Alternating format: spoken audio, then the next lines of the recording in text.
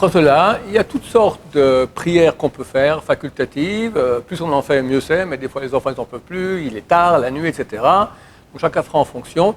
Il va de soi que quand on fait toutes les choses qui sont facultatives, il faut être intelligent. Des fois, quelqu'un il veut être super serviteur de Dieu, et pendant 10 minutes il est comme ça, et que tout le monde n'en peut plus, les enfants s'endorment, la femme elle commence à en avoir ras-le-bol.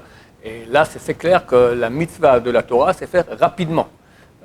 Le Chavetz Chaim, quand il recevait des pauvres chez lui à la maison, il faisait rien de tout ça. Directement le kiddush, rapidement manger, parce qu'il voit que les pauvres ont faim. Tu commences à faire maintenant des prières, des choses comme ça, il faut savoir être intelligent, voir qu'est-ce qui est accessoire et essentiel. Mais si c'est maintenant un Shabbat d'hiver, c'est 5 heures de l'après-midi, on fait déjà le repas du Shabbat, tout le monde est en forme, ils peuvent discuter pendant ce temps-là, pas besoin que la famille reste au silence, toi tu fais tes prières tranquillement.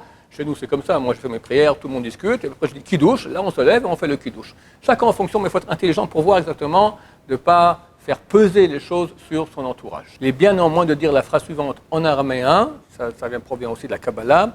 Hatkinu sudata demnuta shlemata. Préparez le repas de la foi absolue.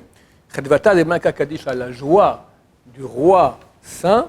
Hatkinu sudata de malka. Préparez le repas du roi. Dahi sudata de hakal tapochin kadishin, cela est le repas du chant des pommes saintes. Ça correspond à une notion kabbalistique, la malchut, c'est, comme je dis, le côté féminin, c'est parce que la lumière du Shabbat, du vendredi soir, elle est féminine. Donc là, ça correspond donc au chant des pommes sacrées. Je n'ai pas demandé de ce que c'est une notion de Kabbalah, comme je dis, la malchut, la royauté. Plus que cela, on ne sait pas, mais on le dit, et ça agit tout seul dans le ciel, Bezrat Hashem.